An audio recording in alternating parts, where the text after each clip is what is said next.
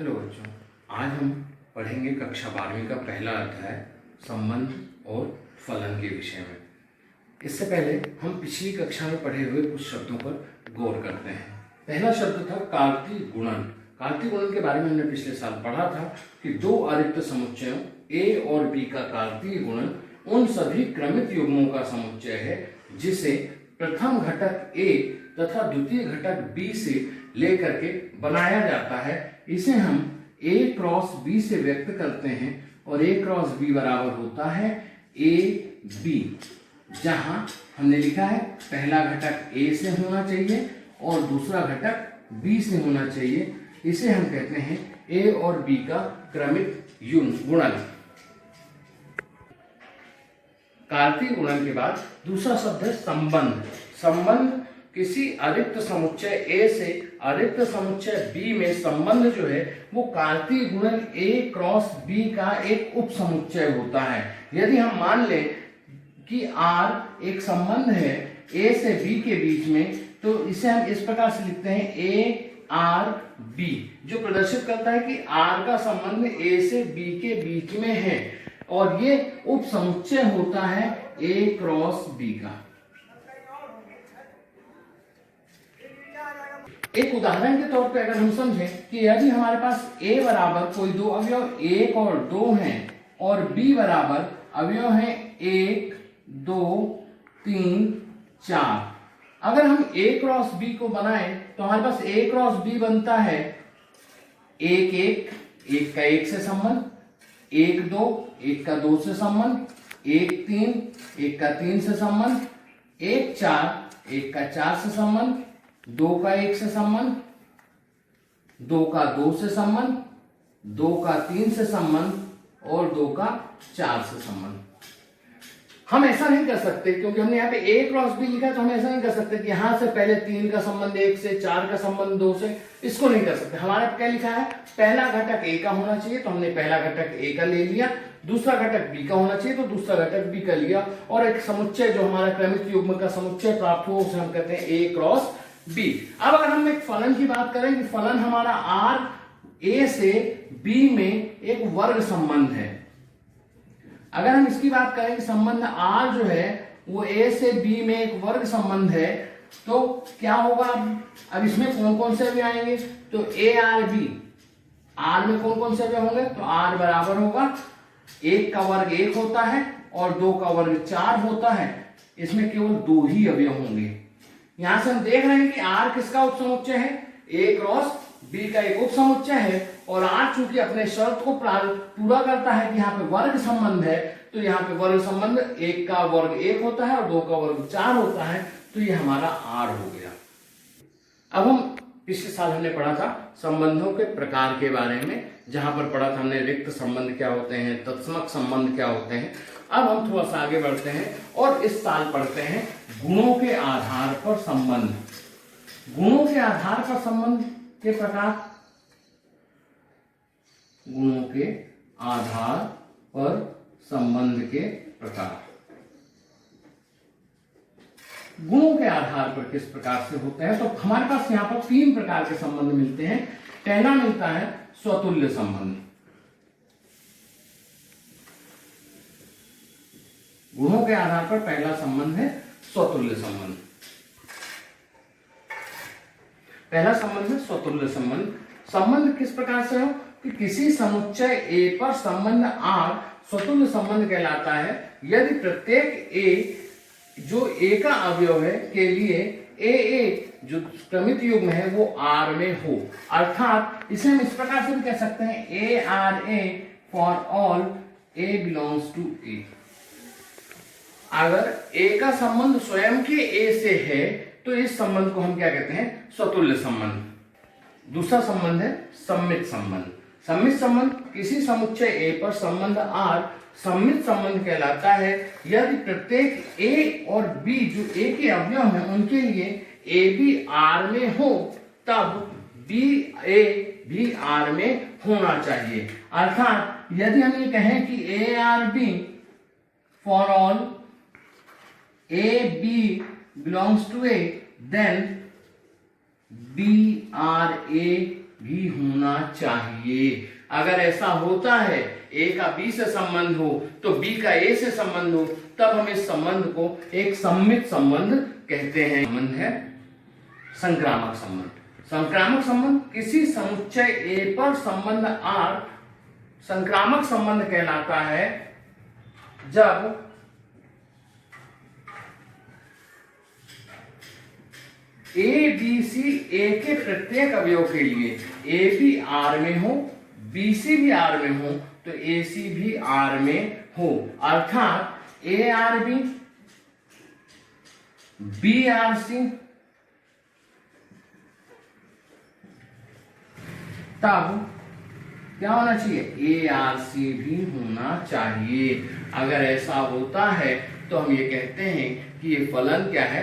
संक्रामक फलन या संबंध जो है संक्रामक संबंध है। चौथे प्रकार का संबंध है तुल्यता संबंध। तुल्यता संबंध क्या है, इसके विषय में हमको थोड़ा सा विस्तार से चर्चा करनी पड़ेगी। तुल्यता संबंध किसी समुच्चय ए में संबंध आर इस प्रकार से हो कि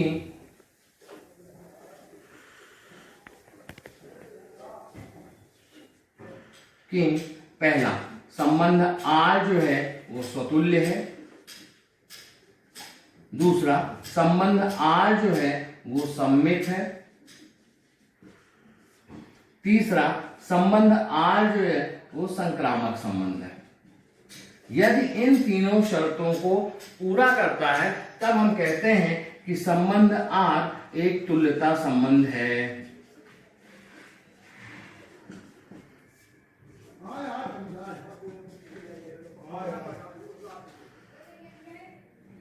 अर्थात तुल्यता संबंध के लिए क्या होना चाहिए? स्वतुल्य होना चाहिए, मतलब ए आर ए होना चाहिए। सममित होना चाहिए, मतलब ए आर बी हो तो बी आर ए भी होना चाहिए। और संक्रामक हो, अर्थात ए आर बी है, बी आर सी है, तब ए आर सी होना चाहिए। अगर इन तीनों शर्तों को कोई संबंध पूरा करता है तो उस संबंध को हम एक तुल्यता संबंध कहते हैं। उदाहरण के तौर पर हम समझते हैं प्रश्न। अगर जांच कीजिए कि क्या समुच्चय 1 2 3 4 5 6 में आर बराबर संबंध दिया हुआ है, आर बराबर ए बी किस प्रकार से संबंधित है ये भी दिया हुआ, परिभाषित किया हुआ है, बी बराबर ए प्लस 1 द्वारा परिभाषित संबंध आर स्वतुल्य, सममित और संक्रामक है। इसकी हमको जांच करनी है। अब जांच करनी है तो हम पहले समुच्चय ले लेते हैं। समुच्चय ए इज इक्वल टू क्या दिया हुआ है हमें, यहाँ पे हम लिख लेते हैं, दिया है, क्या दिया है?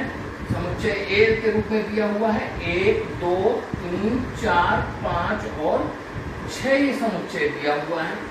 संबंध हमें आर दिया हुआ है। आर संबंध आर किस प्रकार से दिया हुआ है तो ये देख लें, तो संबंध आर दिया हुआ है ए बी के रूप में, और किस रूप में दिया है कि b बराबर जो है वो a प्लस 1 है, मतलब हम a में जो भी लेंगे उससे एक ज्यादा है। अब अगर हम इसको गौर करें तो पहला अवयव है 1, अगर हम इसके उस रूप में लिखे, रोस्टर रूप में लिखे, सारणिक रूप में लिखे तो क्या होगा कि यहाँ पे पहला अवयव था a बराबर 1 लिया। जब a बराबर 1 लिया तो उसका अवयव क्या आएगा a प्लस 1, तो 1 प्लस 1 कितना आ गया 2। a बराबर 2 लिया तो a प्लस 1, 2 प्लस 1 कितना हो गया 3। a बराबर 3 लिया तो कितना हो गया 4। a बराबर 4 लिया तो कितना हो गया 5, और a बराबर 5 लिया तो कितना हो गया 6। अब क्या हम a बराबर 6 लेंगे? अगर हम a बराबर 6 लेते हैं तो a बराबर अगर हमने 6 लिया तो b बराबर कितना आएगा a प्लस 1, मतलब 6 प्लस 1 दैट मीन्स 7। क्या 7 इसका अवयव है? नहीं है। इसका मतलब a बराबर 6 नहीं लेंगे तो हमारा संबंध जो आएगा वो संबंध आ जाएगा r बराबर 1 2 2 3 4 4 5 और 5 6। कितने अवयव हो गए? 1 2 3 4 5 अवयव मिल गए हैं। अब हम इसमें देखेंगे क्या ये स्वतुल्य है, तो सबसे पहले स्वतुल्य होगा, संबंध आर स्वतुल्य होगा यदि ए आर ए को, अर्थात ए एक अवयव हो आर का। क्या ऐसा है? उपरोक्त उदाहरण में अगर हम देखें तो ना तो 1 1 भी नहीं है, 2 2 भी नहीं है, 3 3 भी नहीं है, 4 4 भी नहीं है और 5 5 भी नहीं है। इसका मतलब ए आर ए उपलब्ध नहीं है। 1 1 is not belongs to R का अवयव नहीं है, अर्थात आर स्वतुल्य नहीं है। अच्छा, अब जब हमने स्वतुल्य की जांच कर ली तो हमको क्या करना है? दूसरी जांच क्या है? सममित है कि नहीं है।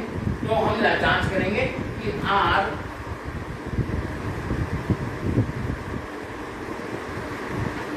सममित होगा यदि, क्या होगा? शर्त क्या दी है?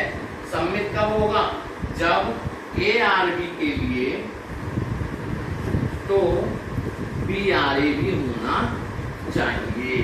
इसका मतलब हमारे पास 1 2 अवयव है ए का, 1 2 अवयव है आर का, 1 2 अवयव है आर का। तब हमारे पास क्या होना चाहिए? 2a भी एक अवयव होना चाहिए। तो क्या 2 एक अवयव है आर का? नहीं है। इसका मतलब अर्थात फलन संबंध कैसा है? सममित भी नहीं है।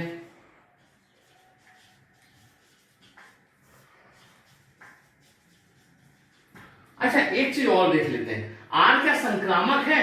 हमारे पास 1 2 है, 2 3 है। क्या 1 3 है? नहीं है। तो अब हम इसको भी लिख देते हैं कि आर संक्रामक होगा, कब होगा? यदि ए आर बी और बी आर सी हो तो ए आर सी होना चाहिए। अब अगर हम संबंध में देखें तो संबंध में क्या है? 1 2 आर का अवयव है, 2 3 आर का अवयव है, किंतु 1 3 आर का अवयव नहीं है। अतः संबंध आर संक्रामक नहीं है। देखा कि संबंध कैसा था? ना तो स्वतुल्य हुआ क्योंकि 1 1 अवयव नहीं है, 2 2 अवयव नहीं है, 3 3 अवयव नहीं है। ना ही सममित है क्योंकि 1 2 तो है लेकिन 2 1 नहीं है, 2 3 है लेकिन 3 2 नहीं है, 3 4 है लेकिन 4 3 नहीं है, 4 5 है लेकिन 5 4 नहीं है। इसलिए ना तो संबंध स्वतुल्य है ना सममित है। तीसरी शर्त देखी हमने कि क्या आर संक्रामक है। तो हम ये देख रहे हैं कि 1 2 तो अवयव है, 2 3 भी अवयव है लेकिन इसका 1 3 अवयव नहीं है। इसी प्रकार से 2 3 है, 3 4 अवयव है लेकिन 2 4 नहीं है। तो हम ये कह सकते हैं कि ये फलन संबंध आर जो दिए हुए समुच्चय 1 2 3 4 5 6 में दिया है कि आर बी बराबर ए प्लस 1, यह ना तो स्वतुल्य है ना सममित है और ना ही संक्रामक है। की ओर चलते हैं, एक अन्य उदाहरण देखते हैं हम। यदि z पूर्णांकों का एक समुच्चय है तथा x r y, संबंध की बात कर रहा है। संबंध कैसा है कि x माइनस वाई एक समपूर्णांक है, तब हमें सिद्ध करना है कि संबंध एक तुल्यता संबंध है जहां x y जो है वो किसके अवयव है? पूर्णांकों के अवयव है, z के अवयव है। इसका हल देखते हैं। z यदि एक पूर्णांक है तो हमने पढ़ा है कि z अगर पूर्णांक है, z पूर्णांकों का समुच्चय है, ये हमको दिया हुआ है, तो इसका मतलब ये हुआ कि x माइनस वाई उसके 2 अवयवों को घटाने पर हमें एक पूर्णांक प्राप्त होगा। z एक पूर्णांकों का समुच्चय है और x z का अवयव है, y z का अवयव है। इसका मतलब x माइनस वाई भी एक z का अवयव होगा और ये हमारे संबंध की पहली विशेषता है। तो हम सबसे पहले अगर हम देखें संबंध के तुल्यता हमको क्या सिद्ध करना है कि संबंध कैसा है, एक तुल्यता संबंध है। तो जब संबंध को तुल्यता बताना है तो सबसे पहले हमको देखना पड़ेगा संबंध तुल्यता संबंध होगा यदि पहली शर्त क्या थी कि स्वतुल्य होना चाहिए। तो हम सबसे पहले हम किसकी जांच करेंगे कि ये स्वतुल्य है या नहीं है। संबंध स्वतुल्य होने के लिए क्या होना चाहिए, ए आर ए अवयव होना चाहिए। तो हम ले लेते हैं X R X. X R X कैसा होगा, एक्स माइनस एक्स। इसका मतलब क्या हो गया, जीरो। और जीरो कैसा है, जीरो एक पूर्णांक है, जीरो एक जेड का अवयव है। इसका मतलब क्या हो गया कि एक्स आर एक्स का अस्तित्व है, अर्थात फलन संबंध आर कैसा है, स्वतुल्य संबंध है।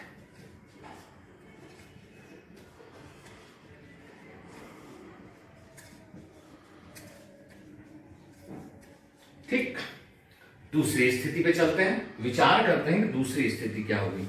अब हम बात कर रहे हैं सममित की। दूसरी शर्त क्या थी, फलन को क्या होना चाहिए, सममित होना चाहिए। सममित होना चाहिए तो सममित के लिए क्या है कि यदि अगर हमारे पास दो अवयव एक्स वाई आर जेड के अवयव इस प्रकार से हैं कि एक्स माइनस वाई आर का अवयव है, अगर ऐसा है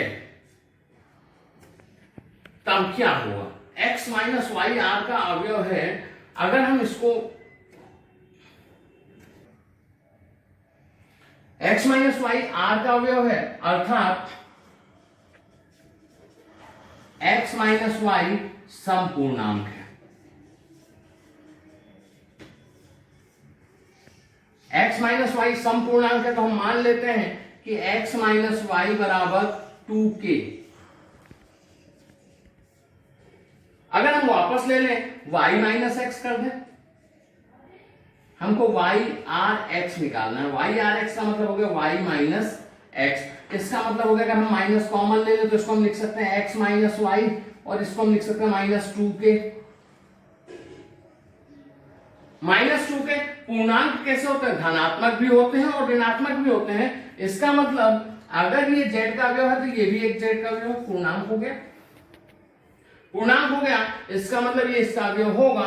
इसका मतलब है कि X R Y, Y minus X या वाई एक्स जो है वो आर का अवयव होगा, अर्थात फलन के संबंध कैसा है, सममित संबंध है।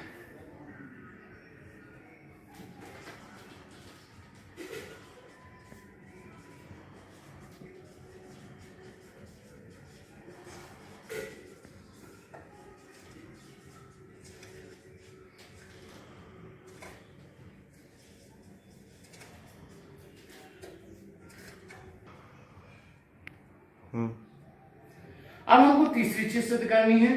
तीसरी चीज क्या है, संक्रामक है।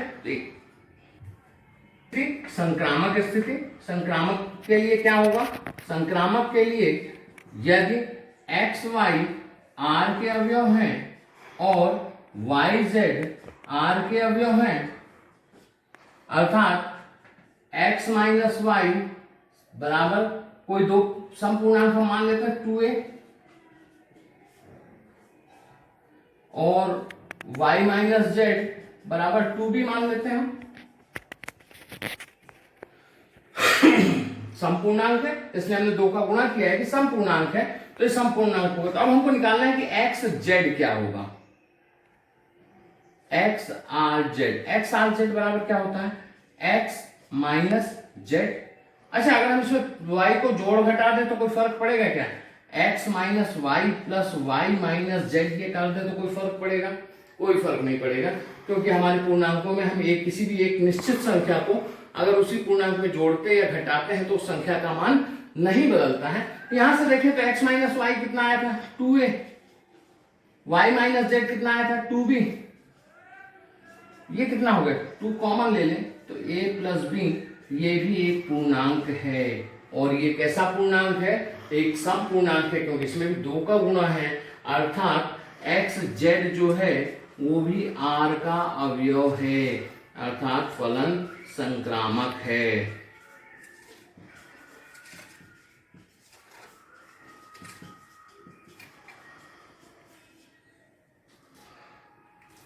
अर्थात आर संक्रामक संबंध है।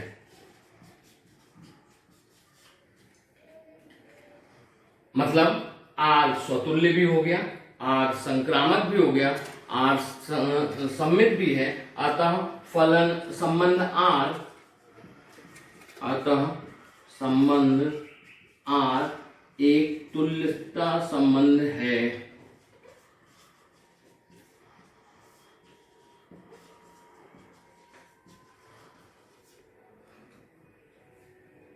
चलिए आज की क्लास में सिर्फ इतना ही, बाकी आगे देखिए।